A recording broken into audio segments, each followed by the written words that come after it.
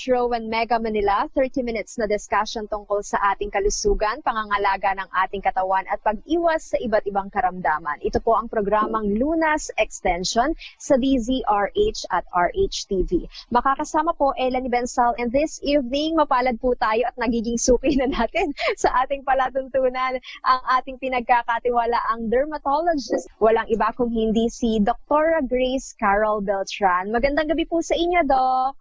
Hi, good evening, Ella, at saka sa lahat ng mga nakikinig sa atin ngayon. Ngayong gabing ito, Doc, pag-usapan naman po natin, alipunga o athlete's foot. Bakit nga ba nagkakaroon, Doc, ng alipunga o athlete's foot? Ano ba yung pinakapangunahing dahilan? Okay. Ang alipunga ay common lamang sa mga taong, basta in general, ang mga alipunga o other fungal infection, they are common sa mga tao na nagpapawis, okay? Laging basa ang balat, okay? Laging basa ang balat. So, kaya athlete's foot kasi yung mga atleta natin, laging pinagpapawisan yung paa. Pagkatapos yung mga immunocompromised patient, ibig sabihin yung madaling mahawa, madaling makakuha ng mga mikrobyo kasi mababa ang kanilang panlaban sa katawan. Okay? Common din sila sa mga diabetic people. At saka yung mga taong mahilig mag-antibiotics, ayan. Yan yung mga okay. So, para nagiging side effect rin yung, Doc, ng kanilang gamot? Yung, hindi lang gamot, kundi, kasi kapag weak... Yung kanilang medical condition? Yes, yung medical condition nila. Like, for example, they have cancer, ayan, diabetes, diba, yun. So, weak ang immune system nila, that's why they get the infection very easily. Alright. Ito rin ba, Doc, na pagkakaroon ng alipunga ay namamana? Nasa lahi rin po ba yan?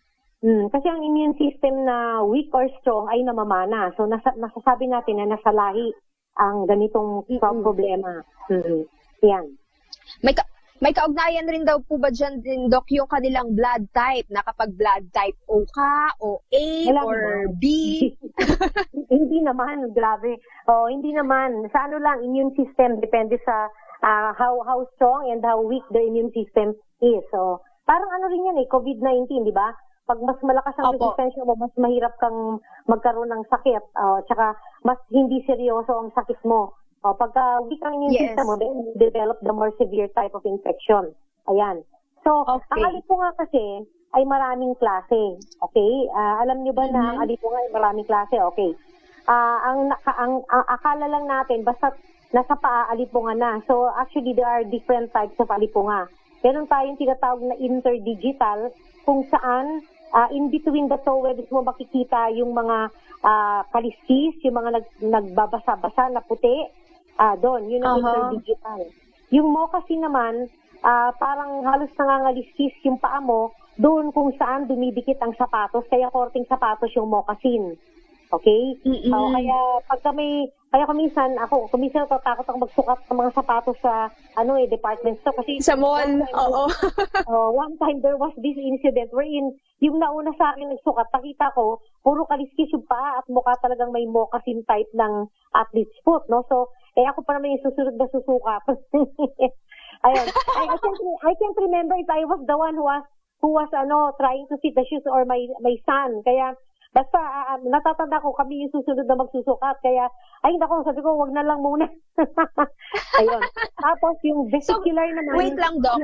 Bali, ganun po kabilis na makahawa itong alipunga na, kunwari ako yung nagsukat ng sapatos at sabihin natin, for example, na nakitaan mo ng may pagka-scaly yung skin, yung aking paa, tapos ikaw yung next, kahit saglit lang na segundo, minuto mo sinukat rin yung sapatos na sinukat ko, Doc, maaari ka na rin mahawa?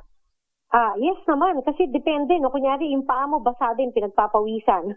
Tapos yung nauna yung mga kaliskis, na yun naiwan yung kaliskis niya doon, nakabit sa paa mo. Sinuot mo yung sapatos mo, di kabit na sa paa mo ngayon yun. Di baka ka-transmit na siya talaga ng infection. Yun, tapos ang mababa yung immune system mo, hindi niya lalabanan yun. Oo, kasi nga, mahina siya, mabagal, yan. Ayun. Tapos yung dalawa pa hindi ko pa nasasabing dalawang type. Yung vesicular yung nagtutubig ka. Kaya ko sinasabi itong type na to, para yung mga tao na merong mga lesion sa paa, malaman nila na sila ay posibleng may athlete's foot, no? So yung vesicular, yung nagtutubig yung mga paa, yung mga talampakan, yung mga gilid ng paa, nagtutubig lalo na yung gitna nung in between the toe, isa naman nagtutubig, yun ang vesicular. Kasi they are full of vesicles, meaning to say, mga umbok na may lamang tubig. At yung pinakalasa ay yung ulcerative, no? Yung ulcerative naman, nagkakaroon ng parang pagtanggal ng balat, nauuka yung mga balat nila. Ayun, yun, ang mga different types of athlete's foot.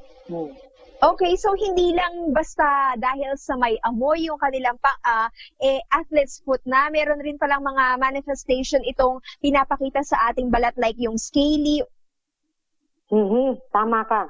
Pero ang kasi, pag mabaho ang paa mo, bacterial ang problema mo, hindi fungi. Okay? Or yung pagtutubig do. Oo. Ngayon, ganito yun. Kapag may amoy ang paa, it is more of a bacterial contamination, hindi fungi. Kasi ang bacteria, nagbabago ng asim ng pawis, kaya nangangamoy yung paa. Yun, nababago yung pH ng pawis ng paa, kaya nagkakaamoy. Ang fungi, hindi nakakapagbago ng pH, kaya walang amoy ang fungi. Oo, yun. Makatiba rin yung pagkakaroon ng scaly skin? Oo. Na cause ng alipunga? Infection ka, makati yun. Kaya nga ako minsan nagsusugat lalo kasi nga nakakamot mo without tawag dito, parang ang subconsciously nagkakamot ka, hindi mo nare-realize na kinakamot mo na pala. Kasi nga medyo makati din siya talaga. Saka kapag din siya kapag naglalakad ka na walang tsinelas, kapag ikaw ay nag-swimming sa mga locker floor rooms, no? At saka yung mga yung pag gumagamit ka ng mga sport equipments na ginagamit ng tao na may fungi din, so you could easily get them also. Okay. Pero ang pagkakaroon, Doc, nitong alipunga ay sa paa lang ba? Or maaaring mahawa yung kamay mo? Kasi kung nakamot-kamot mo yung paang nangangati na may scaly skin na cause nga po ng alipunga, pwede rin bang magkaroon ito sa kamay? Oo, kaya nga may tinatawag tayo na 2 feet, 1 hand syndrome. Yung 2 feet, 1 hand, yung dominant hand mo yung nagkakaroon ng una kasi nga, yun yung pinangkakamot mo. Kaya later on, they will be infected also. Kaya yan yung 2 feet, 1 hand syndrome. Alright. Pag-usapan naman natin, Doc, paano nga po ba itinitreat? Ano nga po ba ang pamamaraan ng paggagamot dito? Maaari daw po bang maidaan to sa pagbabad na lang ng tubig na may asin? Yun po ang ating babalikan, Doc. Dito pa rin po sa programang Lunas Extension sa DZRA-RH-TV. This time check is brought to you by ACS Manufacturing Corporation. Hello, Washi! Laundry day na naman! Yay! Anong meron? Mancha ng chocolate, putik, may libag pa! Kaya natin yan! With Pride Washing Machine Detergent, may triple stain-away formula. Tanggal ang makapit, madikit, at malupit na dumit mancha. Kaya easy-easy ang labada. Mula noon hanggang ngayon! All you need is pride. All you need is pride. ACS. May nagbago, may arte, may budget. Akala nyo lang yon. So solid. White rose papaya, wow, white rose.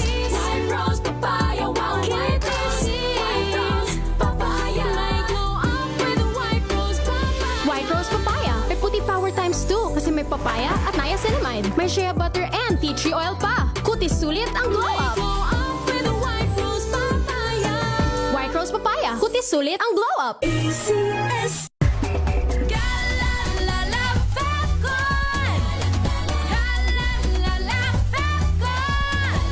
Ang bango ng sampayan. Tara na magsayawan. Calefacton, amoy nakaka-joyful.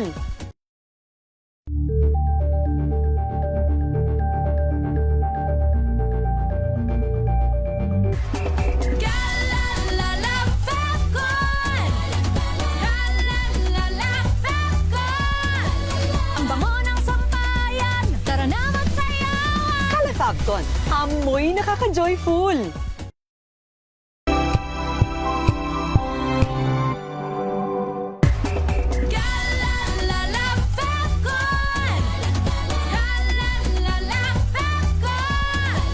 Ang bango ng sampayan. Tara na magsayawan. Calefacton, amoy nakaka-joyful.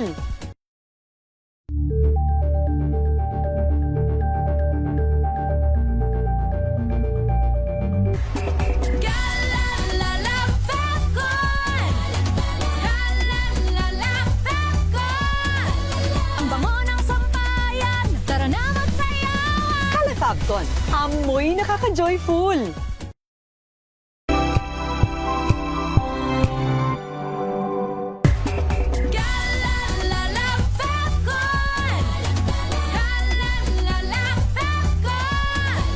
Ang bango ng sampayan, tara na magsayawan. Kalafabcon. Amoy nakaka-joyful.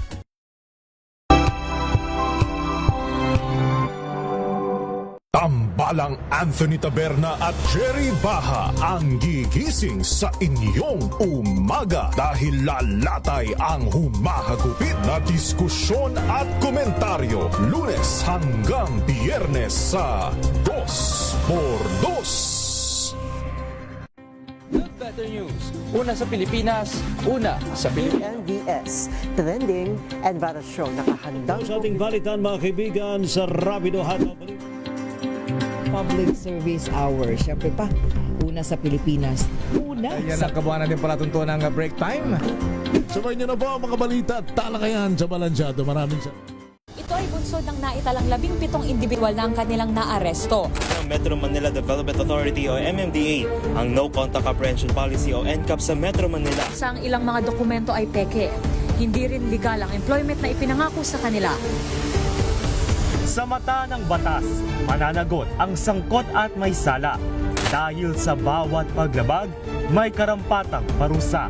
Alamin ang mga pananagutan sa likod ng mga bawal. Dito sa Hoy! Bawal Yan! Tuwing Sabado, alas 11:30 ng umaga. Dito lang sa DZRH TV.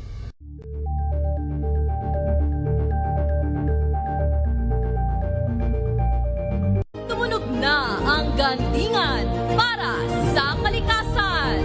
Ang nagkamit ng parangal bilang Best News Anchor ay walang iba kundi si Angelo Palmones ng Magandang Umaga Pilipinas, DZRH Radio 666 kHz.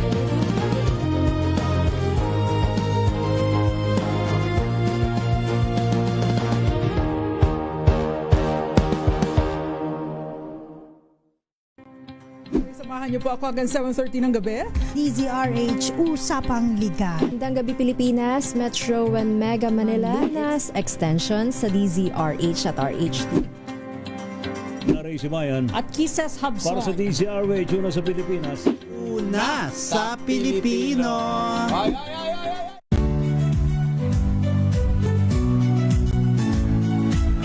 Magandang araw mga kaibigan. Ito po ang inyong balerina ng bayan, si Lisa Makuha Elizalde, na nag-aanyaya sa inyong samahan kami at ang aming mga espesyal na panauhin para sa kalahating oras ng masayang kwentuhan sa aming programang Art to Art, kung saan ang usapang sining at kultura ay para sa lahat. Huwag kaliligtaan, tuwing linggo, alas 3:30 ng hapon, dito lamang sa DZRH Radio, DZRH TV, at via online streaming.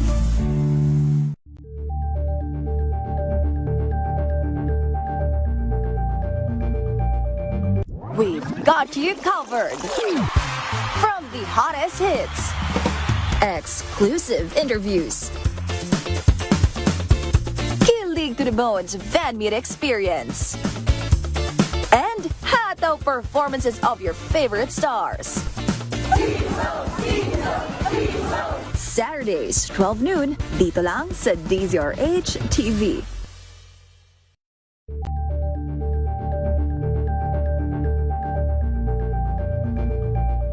Curious ka ba sa maraming bagay? Kami na ang bahala dyan. Aalamin, tutuklasin at bibigyang linaw namin ang mga katanungang bumabagabag sa inyong isipan. Sa programa kung saan ang bawat sagot ay galing lamang sa mga eksperto. Ang Expert's Opinion, tuwing linggo alas 3 ng hapon, dito lang sa DZRH TV. Angel po si Angelo Palmones, nag-iiwan sa inyo ng isang magandang umaga. Maraming salamat. Life goes on! Good morning, Lakay! Good morning, Sister Ann. At good morning! Magandang mainit na umaga. Angel po si Angelo Palmones, nag-iiwan sa inyo ng isang magandang umaga. Maraming salamat. Sa Pilipinas, una sa Pilipino. Kung good vibes ang hanap mo, dito ka na sa sigurado. Mula sa mga istoryang nagbibigay ng inspirasyon hanggang sa mga kwentong may dalang solusyon. Mga balitang pampagaan, pakiramdam at pampaganda ng araw. Hindi lang ba sa good news, kundi the better news. Mula Lunes hanggang Biyernes, 1:00 ng tanghali sa DZRH TV.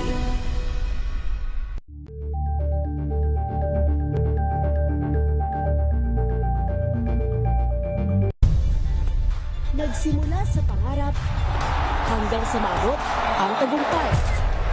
Iba't ibang kwento, iba't ibang mukha ng atletang Pilipino. Mas pinatindi, mas pinalakas, at mas pinaaksyon sa Match Point tuwing Sabado, 12:30 ng tanghali sa DZRH TV. The Better News. Una sa Pilipinas, una sa Pilipinas. PNBS, trending and Vara Show. Nakahandang sa ating balitan mga kaibigan sa Rapido Hataw. Public Service Hour. Siyempre pa, una sa Pilipinas. Una Ayan sa... ang kabuhanan din pala tuntunan.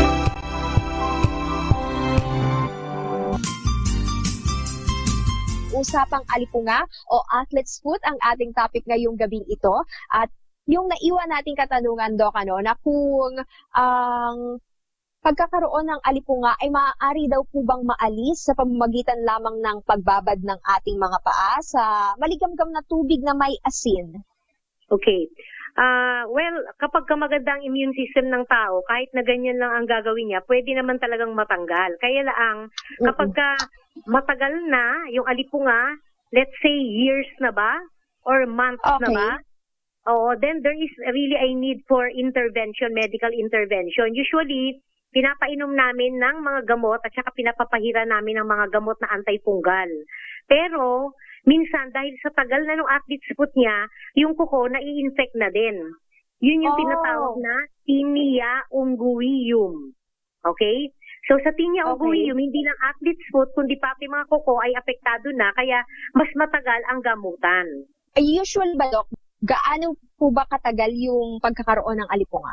Depende nga. Kung ikaw ay magandang immune system, kunyari nagkaroon ka, tapos later on, kung mas maganda pa yung immune system mo, nawawala siya within a week, within 2 weeks, ganun.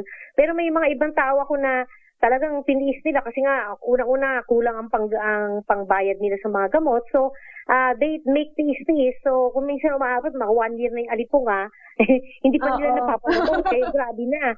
Pag nakita mo, parang dinurdahan na yung mga paa nila. Ano po ba yung mga gagawin, Doc, para nga po maiwasan yung recurrence ng athlete's foot, Kung sakali nga pong nadaan na sa treatment, paano yung mga sapatos nila at yung medyas nila, Doc, kailangan ba itapon na? Okay, ganitong ginagawa ko. Una-una, I will advise them to wear an open shoes, okay?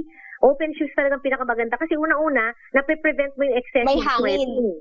Oo, may hangin. So, napapahanginan mo, natatanggal-tanggal mo sa paa mo yung sapatos, ganyan, no? Tapos yung, mas much as possible, kung naka-open shoes na sila, hindi ko na pinagme-medyas. Kasi nga, nakukulob lalo kung may medyas. Ngayon, kung sweaty naman sila, kailangan talaga, pagdating mo sa bahay, pinalalaban mo na agad yung medyas at pagkatapos binababad mo na sa tubig na may asin yung kanilang mga paa para nga kung may fungi man doon na kumapit na, hindi magtatagal, mamamatay agad. Okay? Tapos kung ang sapatos nila ay ayaw nilang itapon, dapat ibibilad nila ito sa bubungan ng kanilang mga bahay kung saan mainit na mainit. Sa araw. Oo, yes. Sa mga usually, kung severe yung infection, pinabababad ko for at least 3 weeks yung continuously, no? Pero syempre kung umulan, natatanggalin mo na uli. Yun. Tapos ibabalik mo na lang uli. Dapat mga at least 2 to 3 weeks yung ibababad sa ilalim ng araw. Yan. Tapos sa ang ibang mga doktor, ang ginagawa nila, yung gamot mismo na pinapahid doon sa balat, pwede mo rin ipahid doon sa sapatos mo. Lalo na kung leather. Kasi leather, inaano niya parehas yan sa paa mo, leather din kasi yung paa mo, di ba? So it will definitely be effective kasi nga parang paa mo lang din yun naman yung pinahiran mo ng gamot. Yes. Pero meron lahat ba topical medication yan, Doc? Or meron rin tayong ibinibigay na oral medication? Meron tayong oral talaga. Very important yung oral, lalo na kung widespread na. Kunyari, yung mga moccasin type na, ganyan. No? Kung TOWEB, kung interdigital lang, at nakita mo isa lang yung TOWEB, pwede naman pamahitan. Pero ako, I would really prefer na meron talagang oral medication. Kasi you'll never know what is the extent eh. Kung minsan hindi nakikita, minsan bago mo makita matagal eh. Kailangan mag-proliferate muna siya ng gusto bago mo makita meron na pala yon, no? Oo, yan. Oo. Pero usually parehas talaga na paadok infected or affected ng alipunga. Sa umpisa, isang paa lang usually, pero eventually, mahahawa na din yung kabilang paa kung nagtatagal masyado. Kasi minsan, di ba, mayroon tayong habits na pinapatong mo yung paa doon sa kabila, o pinangkakamot mo yung isang paa doon sa kabilang paa. Yes, opo. Mahahawa yun, ganyan, ginaganon mo siya. Ayan. Oo. Sa pang tanong natin, yung dun sa mga nahawang bahagi, ano naman daw po yung gagawin kung sakaling nasa kamay na rin? Ganun din, isang gamutan lang yun, yung iniinom tsaka pinapahid, pareho lang yun. So pag ininom mo yun, at tsaka pinahid mo sa lahat ng lugar, ganun din ang... Pwede rin ba ibabat ito sa maligamgam na tubig na may asin? Pwede naman kung paa at kamay, pero kung katawan, hindi mo pwede ibabad. Kunyari, nasa siko mo, hindi mo pwede ibabad. Ayun. Usually, ang preference nila, yung mga, mga interdigital, kagaya ng yung mga kilikili, singit, poet, ayan. Yung mga daliri, yung yung mga pinagpapawisan, tsaka laging basa. Ayan ang favorite na lugar ng mga punjay na tubuan. Gaano naman daw po ba kabilis naman yung pag-take effect ng ating medication, Doc, kung sakali nga pong sinimulan na nila yung paglalagay ng cream or ointment, yung topical medication? Okay, kung skin lang, ang bilis, immediately, mga 5 days lang, halos na yan. Pero kung kuko, you will wait for about 4 to 5 months bago makita yung bagong kuko. Anong nangyayari sa kuko, Doc? Anong nagiging itsura kapag naapektuhan po ng alipunga?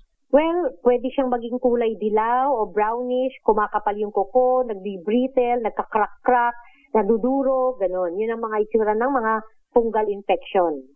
At isa pang tanong rin natin dito, Doc, may iba pa daw po bang risk factor sa pagkakaroon ng alipunga?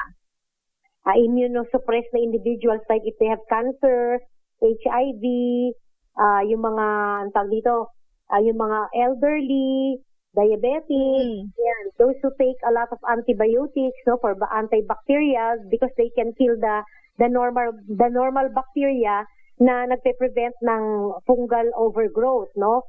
Ayan, tapos yung mga excessively sweating, yung mga mahilig magsusuot ng masisikip na damit, yung tight-fitting jeans, tight-fitting outfit, ayan. Yung mga nagtatrabaho sa mga gym, yan, kasi exercise, dumidikit-dikit sa mga hiniga ng dami-daming tao, then they could easily get the infection. Pero syempre, yung mga fungal infection, hindi naman yan limited lang dito sa superficial. Yung dinidiscuss natin, these are the most common superficial and non-invasive. Sabi, they're not as life-threatening as other fungal infections, no?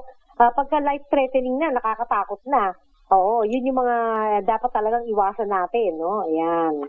Dok, makakatulong din naman daw po ba yung paggamit ng foot powder? Kasi diba, may mga taong pawisin ng paa, sinasabi na lagyan mo ng foot powder o di naman kaya tawas para daw po iwasan yung pagkakaroon ng smelly feet. Tama. O smelly foot. In fact, pwede mong gamitin instead of the normal saline o yung may salt solution, pwedeng tawas, tinitimpla yan, no?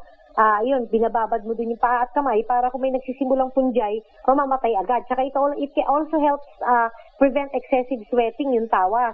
Kaya lang, kung very dry ang skin mo, lalo na yung mga matatanda na elderly, kung very dry ang skin mo, I would prefer the saline, yung salt, kesa yung tawas. Kasi very dry na yung skin nila, lalo magda-dry, baka iba naman maging problema.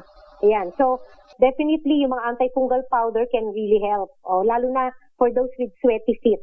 Meron din tayong mga nabibili, Doc, na ini-spray sa sapatos, di ba? So, pampabango lang ba yan talaga ng sapatos or para mapatay rin po yung bacteria na nagkukos ng pangangamoy? It depends on the product kasi hindi marami talagang binibenta ngayon pero kailangan titingnan mo yung laman niya kung may antifungal component ba ito o ito ba ay pampabango lamang, o kasi kung pampabango lang, baka lalong gumrabe kasi may allergy ka pala doon sa perfume, di lalong nangati-ngati ka. Dalawa na yung problema mo. When is the right time daw po ba to seek help of specialist or doctor para naman po sa mga may ganito pong klaseng problema sa kanilang paa na nangangamoy o di naman po kaya nangangati dahil sa pagkakaroon nga po ng alipunga? Okay. Well, the best time is that if you cannot treat it anymore and it is getting worse, then you really have to consult a dermatologist. Yun. Kung baga, pag hindi na talaga madaan ng mga home remedy natin na asin at maligamgam na tubig. Tama. Kaya dapat about time to see a doctor. At ano naman po ba yung mai-recommend natin, Doc, na pampalakas ng resistensya dahil it has something to do with our immune system, para nga po maiwasan rin po natin yung alipunga? Yung mga vitamins and minerals na na antioxidants, considered as antioxidants. So, ayan, lahat yan pwede yan. No? Yung, kung ano man yung iniinom ninyo na anti-COVID na antioxidant, ganun din sa antifungal. At syempre, proper hygiene, Doc? Wag basta-basta nang hihiram ng tsinelas, sapatos, medyas. Oo, tama. At saka wag maglalakad ng nakapaa. Kasi matami kang mikrobyo. Mapako ka pa. Maraming salamat, Dr. Grace. Para po sa mga gusto pong magpakonsulta, ang inyo pong clinic address at ang inyo pong clinic schedule. Okay. It's better that they call me na lang in my number. The number to call is 8401-8411. Ayan yung mobile landline ko. 8401-8411. Ang cellphone number ko naman to text is, iba na lang ibibigay ko Yung number ko na lang, 0917 571-1992. 0917-571-1992. Maraming salamat, Dr. Grace. Thank you din. Bye-bye. Good night. At yan po ang kabuuan ng ating discussion ngayong gabing ito. Hindi pong nakasama Elanie Bensal. Muli, maraming salamat po kay Dr. Grace Carol Beltran sa karagdagang impormasyon na kanyang ibinigay sa atin. At paalala nga po natin sa ating mga kababayan na kakauwi lamang ng kanilang tahanan, huwag kalimutan na maghugas ng kamay, paa o ng buong katawan gamit po ang Shield Bath Soap. Ang Shield Bath Soap ay galit sa sakit at may malasakit at sulit na sulit gawa po sa atin ng ACS. Hanggang sa muli, magkarinigan tayo dito lamang po sa programang Lunas Extension sa DZRH at RHTV. Mga kalunas, hanggang bukas dito sa Lunas Extension. This time check is